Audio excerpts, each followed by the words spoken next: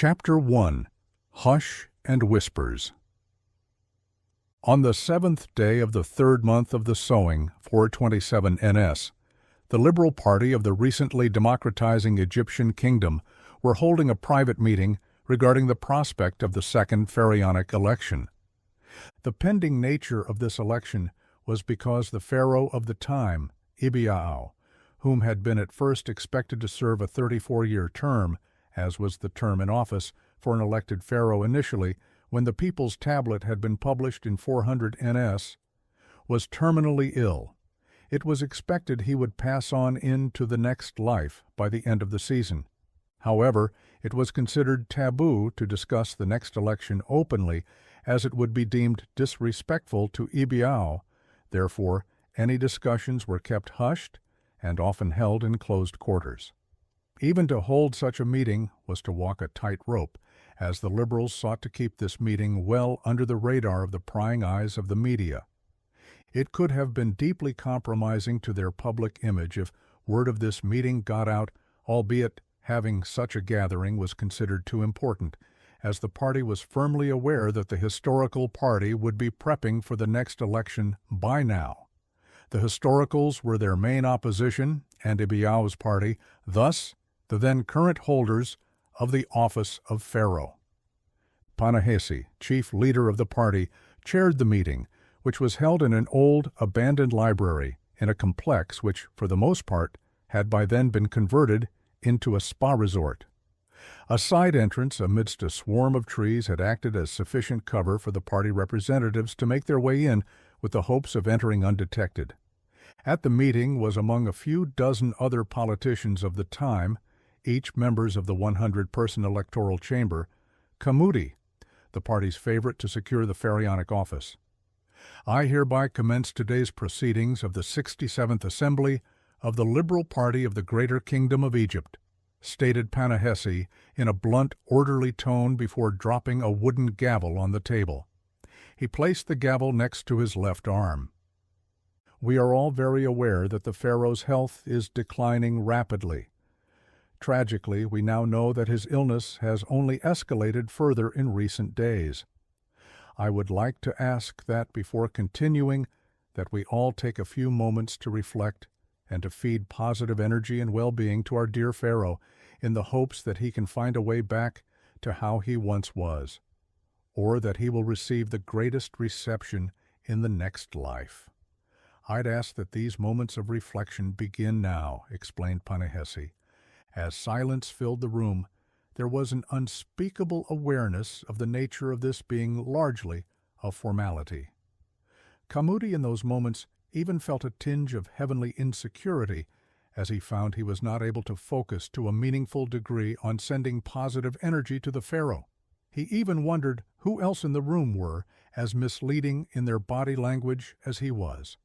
Then, fearing the god's potential wrath, his mental energy rushed to a focal point, exercising his wish for the pharaoh to end up in a good place, whether in this world or the next. An instant later, Ahmose broke the silence. So, whilst we all wish the best for our dear pharaoh, we are all, of course, accompanied in our minds by the facts of the matter. That being, of course, that our pharaoh is expected to pass to the next life in the not-too-distant future. And, as a consequence, an election is likely on the horizon. Today's purpose is to nominate existing party representatives of the electoral chamber to run in the second pharaonic election. There is an attached clause to this meeting stating that these decisions are only applicable should the election take place within 365 nights from now. Ahmose didn't need to scan the room to consider the likely nominees. His eyes glanced toward Ch.1, who was sat at the far end of the table, exactly adjacent to him. The powers of the chief leader were less assured since Ch.1's rise in popularity, dating back to his first election to the chamber in 420 NS, and more so since he was re-elected overwhelmingly in 425.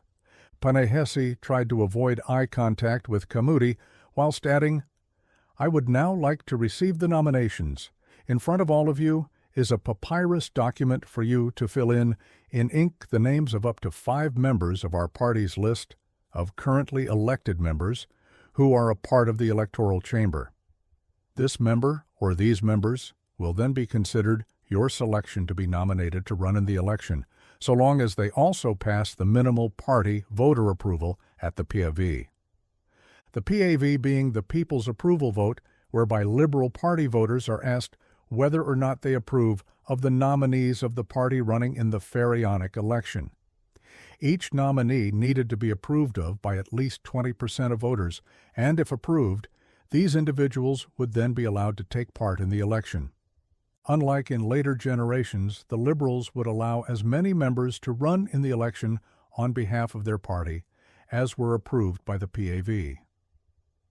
The historicals did not allow the possibility of multiple nominees running for the party in the pharaonic election at once, something of an advantage even if an unpopular party rule.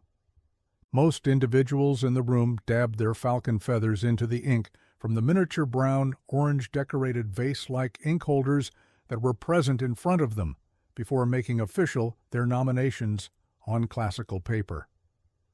The noise of inky feathers stroking and scratching upon papyrus filled the otherwise silent room. Kamudi remained composed, his fingers crossed as he sat up, convinced that he was hearing his name been written by every hand in the room with a feather betwixt its fingers. Shortly after, the collector then went around the room and took each folded page of papyrus in to a plastic box. Once all of the pages were collected, the box was brought to the top of the room for counting.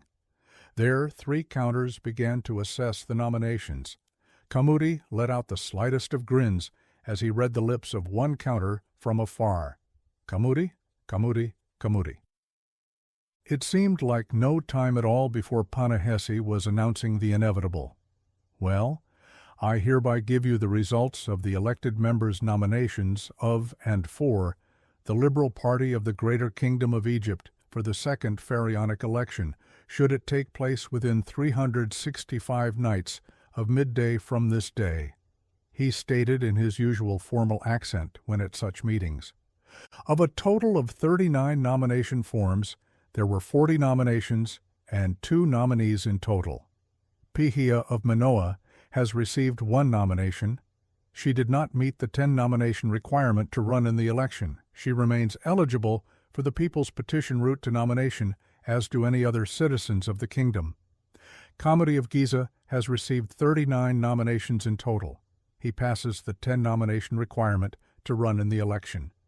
Now he requires 20% voter approval through the PAV. If approved, he will be running on behalf of our party in the second pharaonic election, should it take place within the next 365 nights from now. Kamudi didn't let out the smile he felt within. His body language remained firm, which was usually the case whether he was in the middle of ordinary proceedings or one of great significance, albeit you could not call him humble. He was a man of ambition, and he held great sureness of himself, his virtues, and of his views, whatever the subject may be. Thank you, everyone, for taking part in this meeting. I now declare the proceedings adjourned, concluded Panahesi, before grasping the gavel once again and hammering it against the table, writing this outcome into the books of history. Several thousand cubits away in the city of Memphis, one of the kingdom's largest and most densely populated metropolises, Ahmose, a former Nubian slave and now a prominent activist, was attending an anti-slavery gathering in the city square. Collectively, those in attendance named themselves freedom lovers. It was a term that at the time those opposed to slavery used with pride. However, those defending slavery had often used the term mockingly, one of many ways which portrays the divisions that existed at the time. The rally itself was organized by a group titled the Freedom Lovers Organization of Persons of the Greater Kingdom of Egypt, or the FLOP-GKE, for short of which Ahmose was the leader of since 423.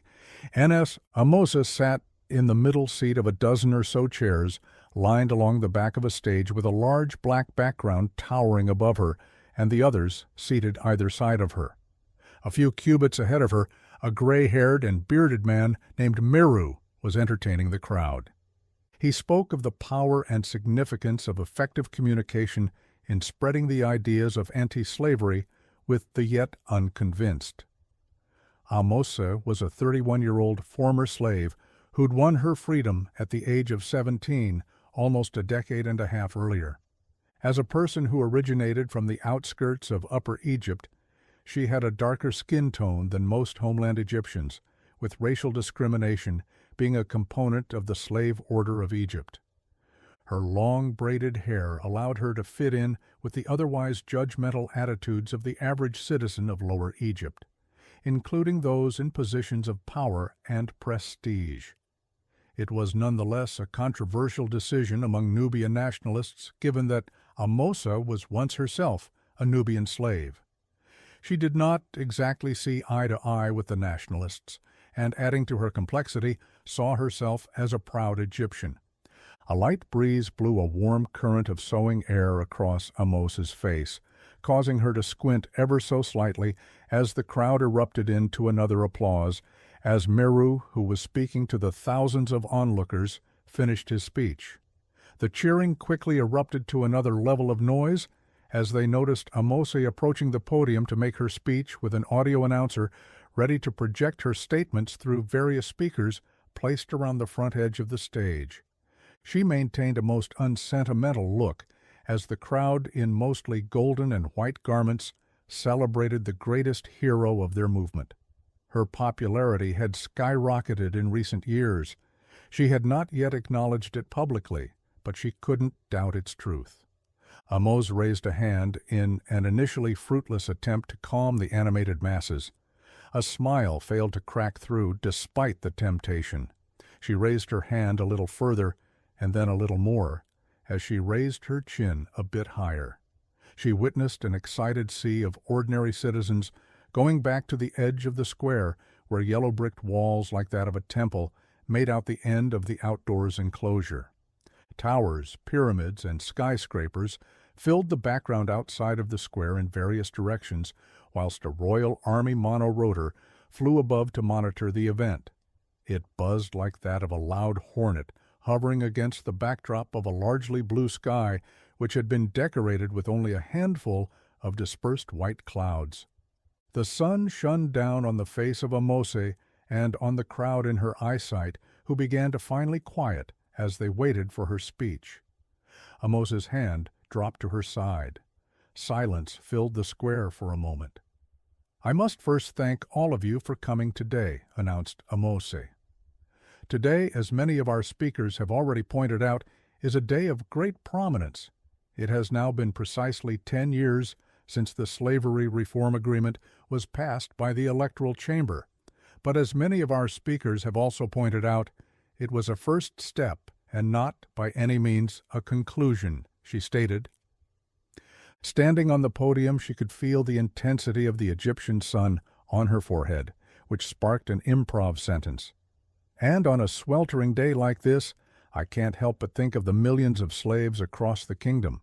Today, most of them are working outside in this heat, against their will, often performing back-breaking work. Work which I and many other slaves once knew.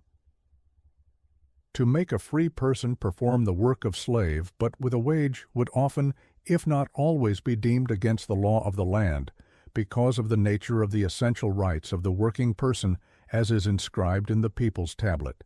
However, for a slave, beyond safety from torture and murder, they have no other protections in law.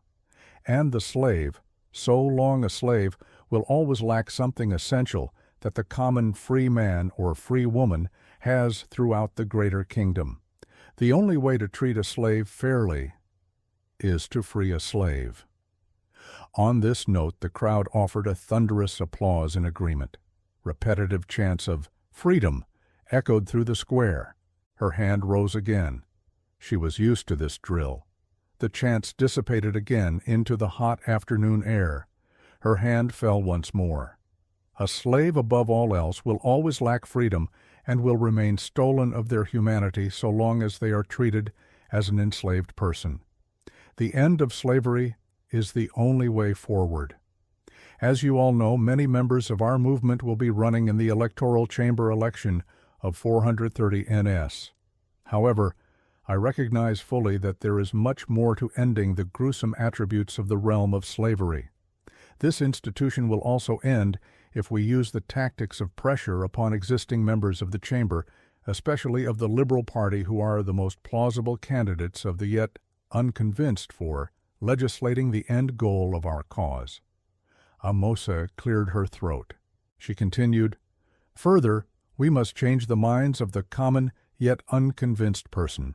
And beyond that note, I am also now pleased to announce that a great march from Memphis to Giza will be taking place in the next season of the flood within the first 24 days of 428 NS.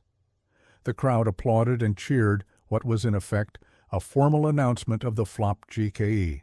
She continued to inspire the crowd and excite their spirits ahead of the seasons and years to come with the uncompromised ambition of the total outlawing of slavery across the entire kingdom. She was, as ever, totally unapologetic, yet it was unsurprising for a former slave.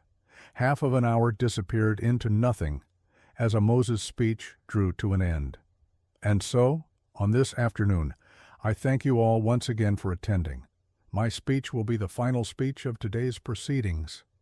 On behalf of the flop GKE, I ask that you all leave in an orderly and calm manner within the next third of an hour, and we ask that you treat the city of Memphis with the great respect that it deserves, and that you refrain from an overconsumption of alcohol throughout the day and evening. Thank you. Have safe journeys, and I hope to see you all again soon." Ahmose took a heavy breath before declaring loudly and like a military commander, "Long live freedom!" The crowd answered with an almost perfectly synced call of her words, echoed in return. Chants of freedom picked up throughout the square once more amidst the cheers and applause as Ahmose made her way from the podium back to her seat, concluding an impassioned and optimistic speech. With the speeches over, and as the crowds began to disperse and flow back into the city, she found herself walking with Meru down the back stairs of the podium. Flop GKE security officials stood around them and their fellow speakers as they walked to a back exit, where they made their way to a private wheelie station. "They seem to take the rally announcement well," Meru remarked. "Very well. I will never underappreciate their energy." "It has the danger to be a liability," he offered in critique. "Well, I will manage it well, rest assured," Ahmose offered in response. Meru was always critically minded when it came to the flop GKE and the anti-slavery movement, albeit with the progression of the movement at the heart of its purpose. Suddenly, one of those pesky Kingdom's tablet journalists popped up out of nowhere, as is always their preferred means of entrance to a scene with the security officials blocking her from reaching the speakers. She walked along the outside of the people barrier, following the walking motion of the speakers who were headed to the back exit of the square, just a few cubits away.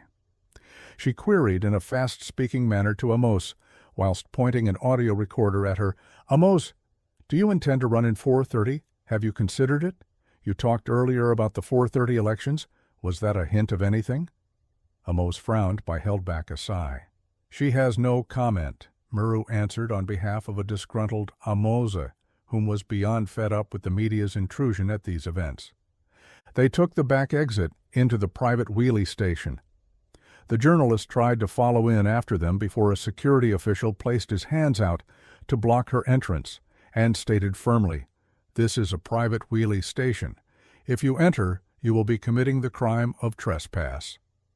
The journalist stopped, looking away from the official and over his shoulder to analyze the speakers moving toward their vehicles. She shouted one more question, "Will you run in the second pharaonic election?" Ahmose, who was now several cubits from the exit on the other side, froze and turned, enraged by the taboo question of this journalist. Meru pleaded with Ahmose, "Let it go, Ahmose," while paced back to the door that had led her away from this journalist. "Ahmose, it's not worth your time," called Meru as she reached the door. The journalist appeared a tad intimidated by the approach of Ahmose. "Do not ever dare disrespect our pharaoh like that," she answered. "Are you of the kingdom's tablet?" Ahmose asked. "Yes, I am," the journalist responded, her voice shaking a little. "How can you represent our kingdom and ask questions like that?" "Well, perhaps I was not referencing a pending election, but a hypothetical second election, which will occur in the future regardless." "Don't play that game? You know what you said?" Ahmose retaliated. Meru watched on, considering a further intervention, but allowed it to play out with curiosity, holding him from trying to plead with Ahmose further in the hopes of being third time lucky. "Perhaps you are the paranoid type," responded the journalist. Ahmose finally decided to let it go. She turned away, and the security officials soon followed. "You just got me some extra commission with this piece. Perhaps I'll spend it on slave-made products," the journalist added mockingly. Ahmose did not turn around this time and continued on to the wheelie vehicle that waited. All of that built-up anger from her experience as a slave to a mocking society blasted out on occasion. She couldn't help it. The journalist had a smug grin on her face as she turned to leave the square with her recordings. She found not far back from her a small crowd of freedom lovers glaring at her as she left. One Caucasian freedom lover shook her head, shaming the unconcerned journalist. In the back of the wheelie vehicle, with a private driver preparing to take them away, Ahmose and Meru sat with a diffused psychological bomb taking up most of the room. Ahmose focused on the calmness of her current situation, looking out the window at the stationary surroundings while trying to bring herself back down from the adrenaline rush that had been flowing through her veins.